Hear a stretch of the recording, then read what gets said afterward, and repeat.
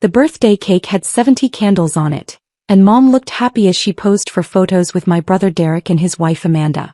I stood off to the side holding a glass of sparkling cider, watching the family celebration from the periphery where I'd existed for the past 3 years. "Sarah, get in the photo," Aunt Diane called half-heartedly, but nobody moved to make space for me. "I'm good here," I said quietly. It had been like this since I'd moved away. The family had decided I was running from my problems, abandoning my responsibilities, choosing some mysterious new life over them. They didn't understand. They couldn't understand. And I couldn't tell them the truth. The truth was classified. 3 years ago I'd witnessed something I shouldn't have. I'd been working as a senior accountant at Morrison & Price, a mid-sized firm in Philadelphia, when I'd discovered irregularities in one of our biggest clients' accounts. Not small errors. Not accidental discrepancies. Systematic money laundering tied to an organized crime syndicate that federal prosecutors had been trying to crack for a decade. I'd done the right thing. I'd reported it. I'd testified before a grand jury. And then I'd become a protected federal witness under the U.S. Marshals Service Witness Security Program. Not full WITSEC. I hadn't needed a complete identity change, but enough protection that my location was classified, my communications were monitored for my safety, and certain assets had been placed under federal protection. Including the house I'd owned in Philadelphia, the 3-bedroom colonial I'd bought 5 years ago in a quiet neighborhood near Rittenhouse Square. The house was worth $900,000 now, nearly triple what I'd paid. The market had exploded. But I couldn't sell it. Couldn't live in it. Couldn't even visit it without U.S. Marshal approval and escort. It sat empty, maintained by a federal property management service, part of my protected assets until the trial concluded and the organization was fully dismantled. My family knew none of this. They thought I'd had a breakdown and run away. They thought the house was abandoned, forgotten, a symbol of my failure to commit to anything. "So Sarah," Derek said loudly as we moved from cake to coffee in Mom's living room, "we need to talk about your property situation." I looked up from my phone. "Pie what?" "Your house." He said it the way you might say your mess, or your problem. "The one you abandoned 3 years ago. The one that's just sitting there empty while you're off doing whatever it is you do." "I didn't abandon it," I said carefully.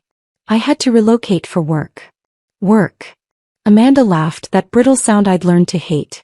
"You mean that mysterious job nobody's allowed to know about? The one that pays so little you can't even visit for holidays?" "I'm here now," I pointed out. "After missing 3 Christmases, 2 Thanksgivings and Mom's last birthday," Derek shot back.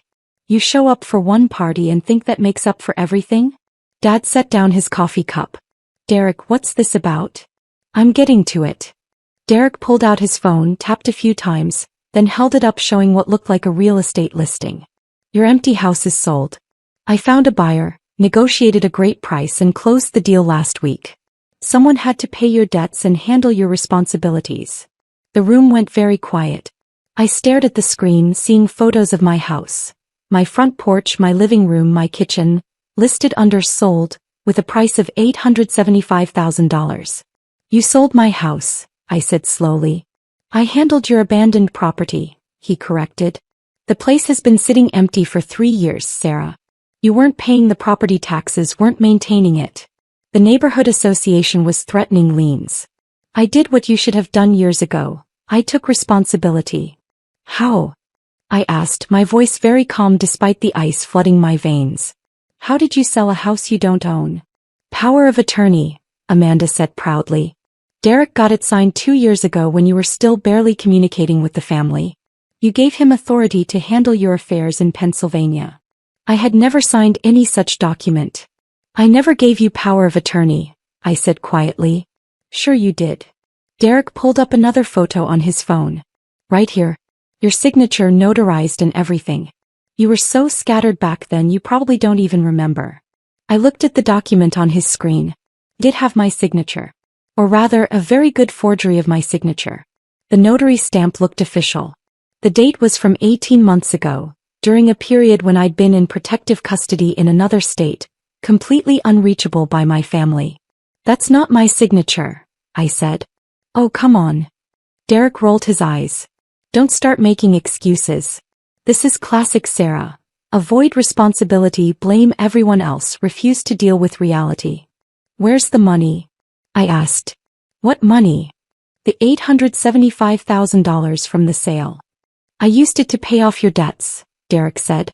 Property taxes, homeowners association fees, maintenance costs, legal fees for the sale.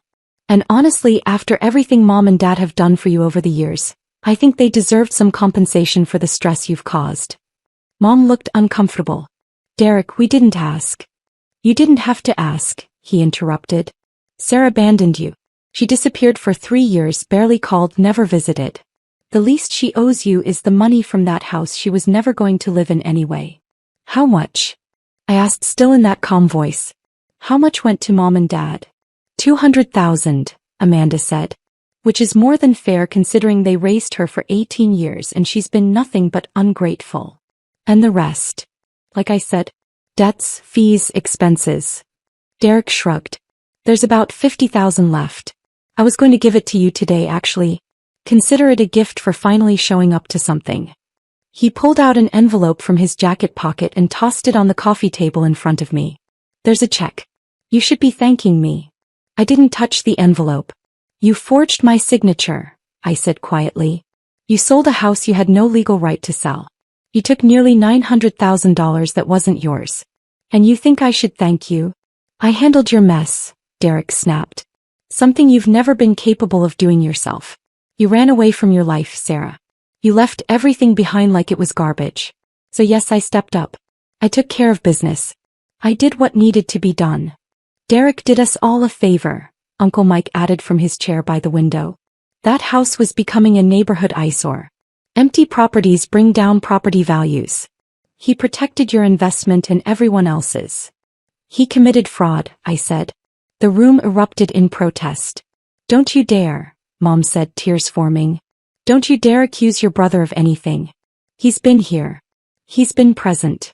He's taken care of things while you've been off living your secret life, refusing to tell us anything, treating this family like we're strangers.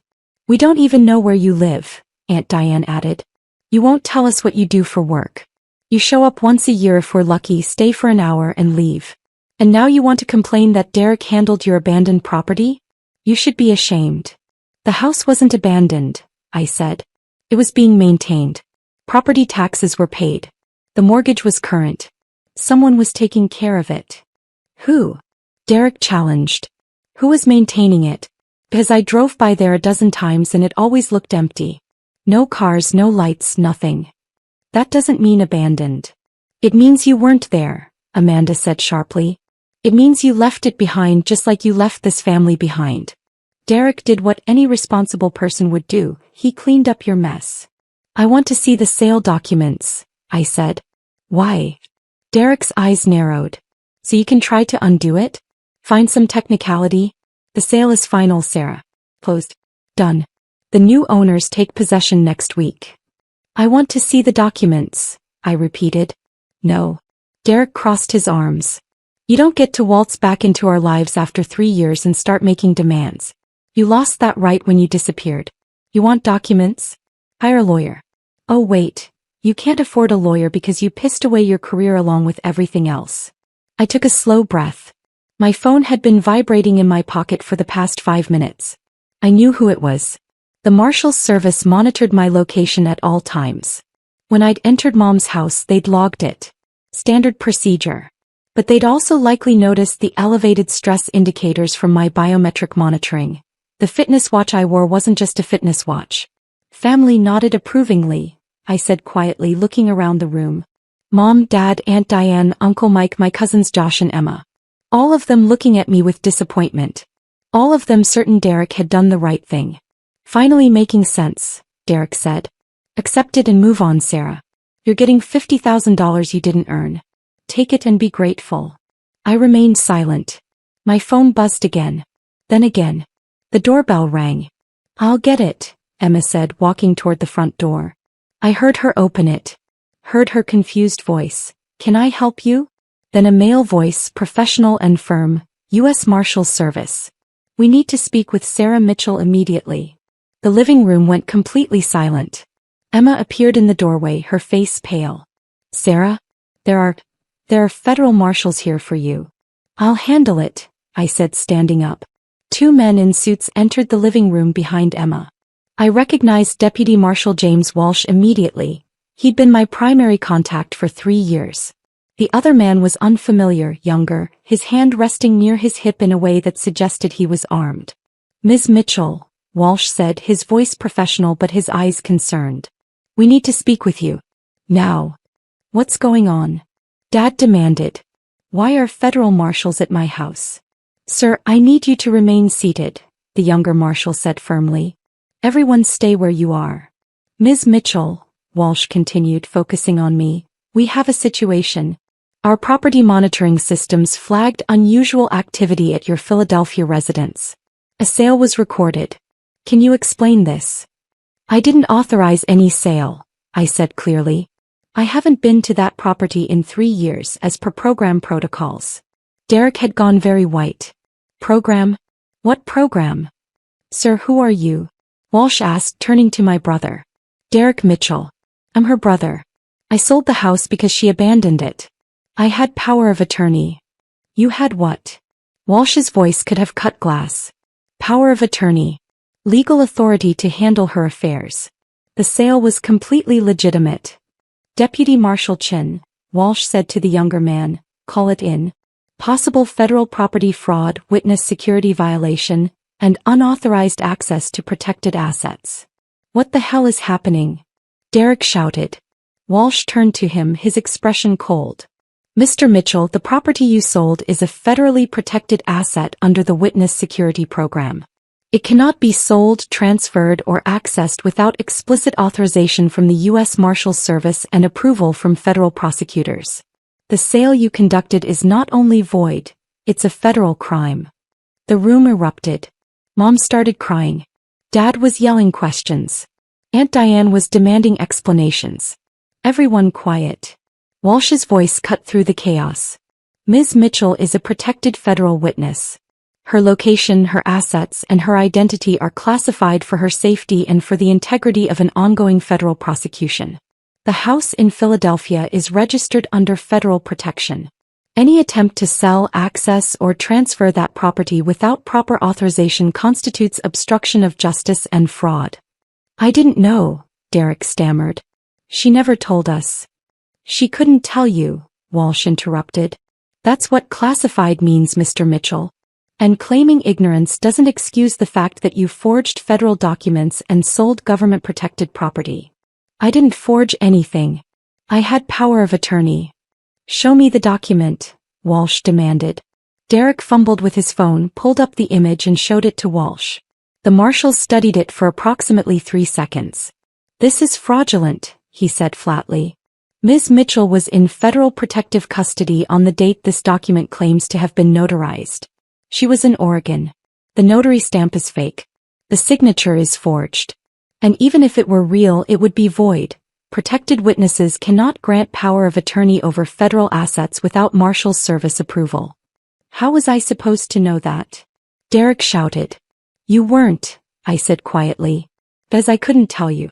I witnessed federal crimes, Derek. I testified against dangerous people.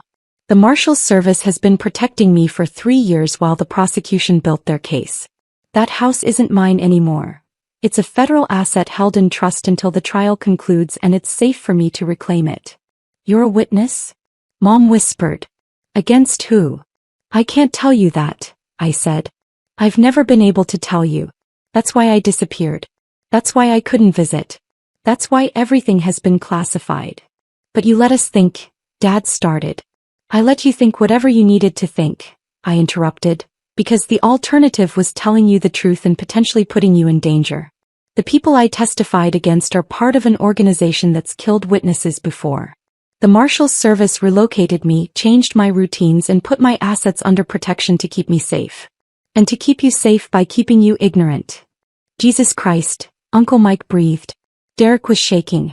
The sale. The buyers. Will be contacted by federal authorities, Walsh said. The sale is void. Any money transferred will be frozen and returned. Any documents filed will be sealed. And you, Mr. Mitchell, will be facing federal charges for fraud, forgery, and obstruction of a federal witness protection program. I didn't mean to. Doesn't matter, the younger Marshal, Chin said, having finished his phone call. Intent isn't required for these charges. You sold federal property. That's enough. Amanda was crying now. What's going to happen to him? That depends, Walsh said, looking at me. Ms. Mitchell, do you wish to press charges? The room held its breath. I looked at Derek. My older brother who'd bullied me throughout childhood. Who'd called me weak, called me a failure, called me a coward for running away. Who just admitted to forging my signature and stealing nearly $1 million. Yes, I said quietly. I do. Sarah, no. Mom screamed. He's your brother. He's a criminal, I said. He forged federal documents. He committed fraud. He sold property that was under federal protection, potentially compromising an active witness security case. If the people I'm testifying against found out about this sale, if they tried to trace the property records, they could have found me. Derek didn't just steal money, he potentially endangered my life. I didn't know, Derek whispered. You didn't care, I corrected. You saw an opportunity to take what you thought was mine and you took it. You didn't call me. Didn't ask permission. Didn't question why the house was empty. You just assumed I'd abandoned it, assumed I'd failed at something else, and decided you deserved the money more than I did. We're family, Dad said desperately. You can't do this to family. Family doesn't steal from each other, I said. Family doesn't forge signatures. Family doesn't sell property that isn't theirs. You want to talk about abandonment? Derek just tried to steal nearly $1 million from me and give you $200,000 of it. That's not family. That's theft. Walsh pulled out handcuffs. Derek Mitchell, you're under arrest for fraud, forgery, and obstruction of justice in relation to a federal witness protection program. You have the right to remain silent. The scene devolved into chaos. Amanda was screaming. Mom was sobbing. Dad was shouting at me, calling me heartless, calling me a traitor. I stood quietly and watched as Walsh handcuffed my brother and led him toward the door. Ms. Mitchell, Chin said to me, we need to relocate you immediately. This incident has compromised your current security protocols. Pack whatever you brought. You're coming with us. I understand, I said.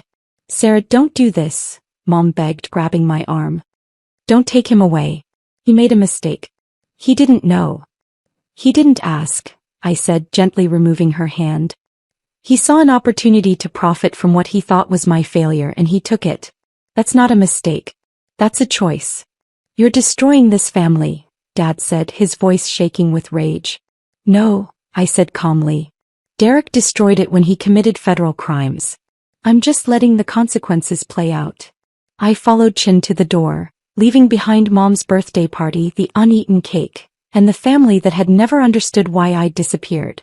In the government SUV, Walsh turned to me from the front seat. You okay? I'm fine, I said. That was your brother. I know.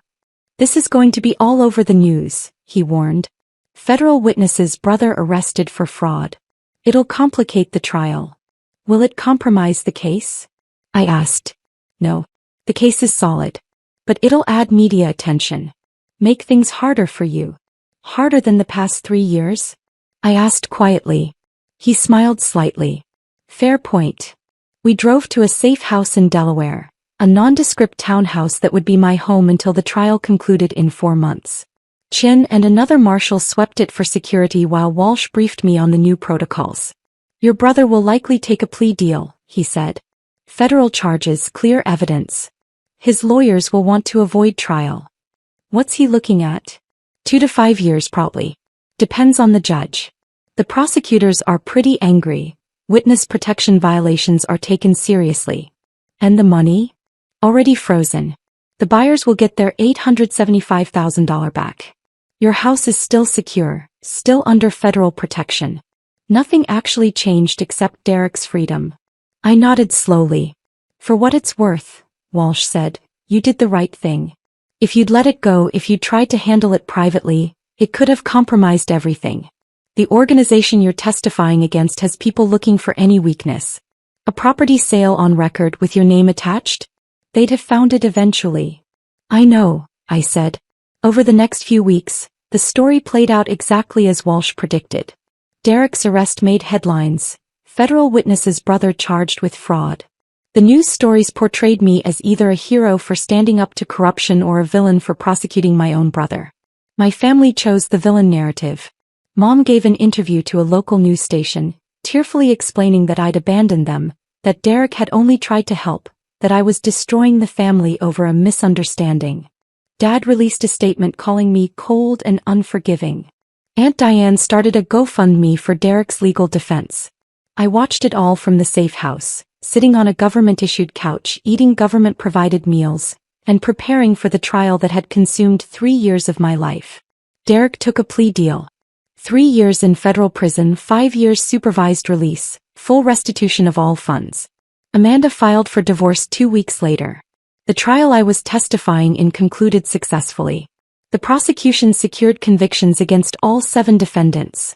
Money laundering, racketeering, conspiracy. The criminal organization was dismantled. My testimony had been crucial. 6 months after Derek's arrest, I was released from witness protection. The threats had been neutralized. I could reclaim my life. I returned to Philadelphia on a cold Tuesday morning, Deputy Marshal Walsh escorting me to my house for the first time in 3 years. It looked exactly as I'd left it. The federal property management team had maintained it perfectly. Fresh paint, manicured lawn, updated appliances. But more importantly, it was mine again. Truly mine. Market value is over $950,000 now, Walsh said, handing me the keys. You could sell it if you wanted. I think I'll keep it, I said. For a while anyway. I'd already accepted a new position. Senior forensic accountant with the FBI's Financial Crimes Division. The work I'd done uncovering the money laundering had impressed the right people. My salary would be $156,000 annually with federal benefits and a security clearance. The job started in 3 weeks. I spent the first week back in my house just existing in it. Remembering what it felt like to have a home. A place that was mine that I could stay in without looking over my shoulder. My family reached out exactly once. Mom sent an email. Derek is suffering in prison because of you. I hope you're happy. You've destroyed this family. We want nothing to do with you ever again. I read it once, then deleted it. I hadn't destroyed anything. I'd simply refused to let my brother's crimes go unpunished because we shared DNA. I'd chosen justice over family loyalty, integrity over convenience. The decision had cost me my family's approval. But I still had my house, my career, my freedom, my integrity, and honestly, that was worth more than their approval had ever been. 3 months later, I was sitting in my home office reviewing case files for the FBI when my doorbell rang.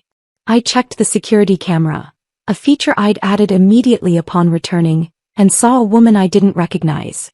Mid-40s, professional clothing, nervous expression. I opened the door cautiously. Can I help you? Ms. Mitchell? Sarah Mitchell? Yes. I'm Jennifer Walsh. I'm an attorney representing your brother Derek. I started to close the door. Wait, please. She held up her hands. I'm not here to harass you or ask you to drop charges. Derek asked me to deliver something. She pulled an envelope from her briefcase. What is it? I asked. A letter. He's been in prison for 6 months now.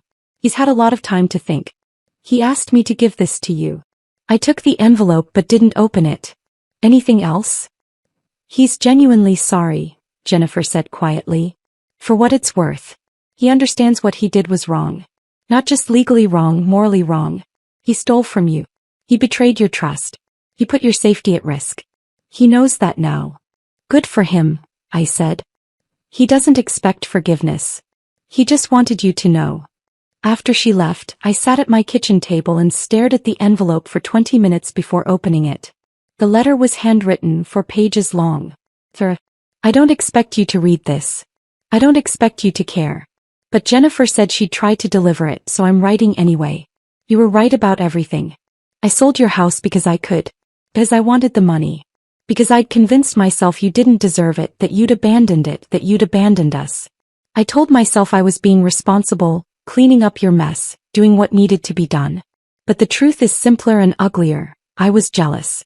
You bought that house when you were 26 years old. I was 29 and still renting. You had a successful career, a beautiful home, your whole life figured out. And I resented it. I resented you.